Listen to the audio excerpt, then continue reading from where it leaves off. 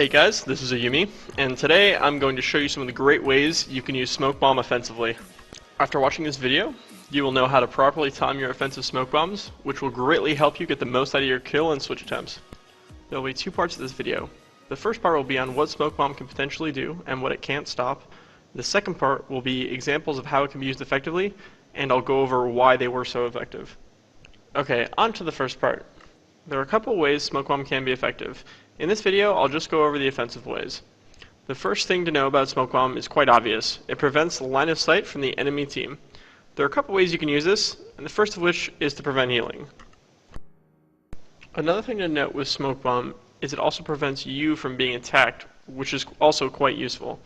It also prevents the targets in the smoke bomb from seeing out of it. The reason this is important is because the rogues can't shadow step out, warriors can't intervene, and casters can't counterspell your healer in it. One more thing that smoke bomb does is prevent 20% of all damage dealt to any allies that stand in it. This does come into play occasionally. Things smoke bomb can't do. What they can't do is prevent monk healing, priest power word barriers, and generally life grips. Monks can healing sphere into smoke bomb, which is a huge deal. Priest can put a powered barrier, preventing 25% of the damage done, and priest can also generally life grip into smoke bomb. The reason priest can life grip into smoke bomb is because for some reason there's a huge delay on smoke bomb actually preventing a life grip from happening. You have 2 seconds out of 5 to life grip after smoke bomb has been used. That's a pretty huge window. While all of these are pretty obvious, I figure I'd go over the basics before I got into the proper use for it. Alright, that's it for what smoke bomb can do. Now on to some examples of how it can properly be used and why it's so effective. In this part of the video, I'm showing you some of the effective ways you can use smoke bomb for a kill.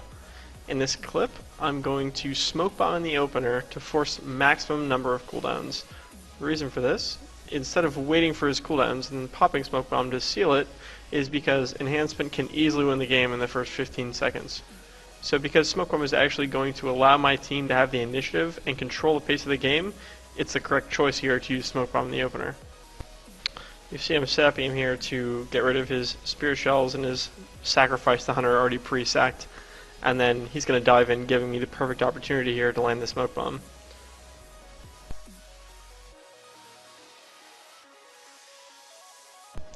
The reason the smoke bomb gets so many cooldowns from the enemy team is because the shaman dived way too far in.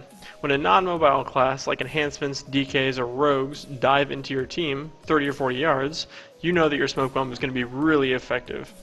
Not only can the hunter not use Roar of Sacrifice on the shaman here, he can't freedom or scatter, and more notably, the priest can't heal. However, the priest could have life gripped him, had he been quick-witted.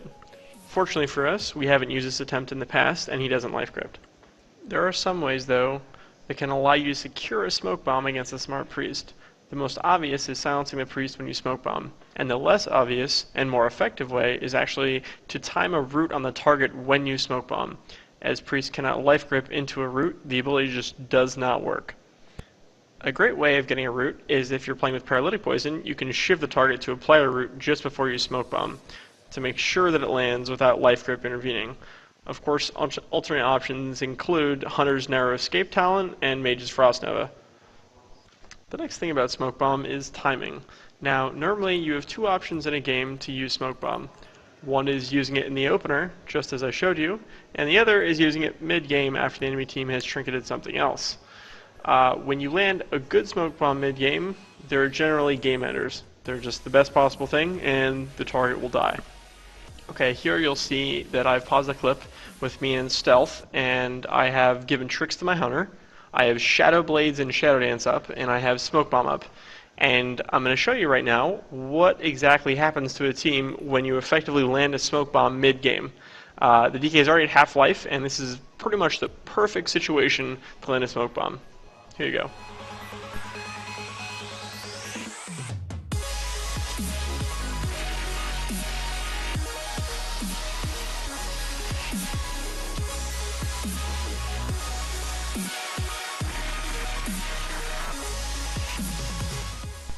As you can see from that clip, smoke bomb is one of the most important offensive cooldowns that rogues have.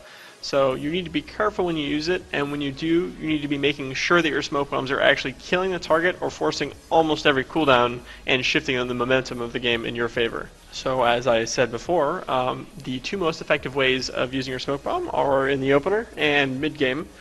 And hopefully after watching this video, you now know what smoke bomb can do and the different ways that you can actually apply it early game and mid game and get it done perfectly to improve your switches.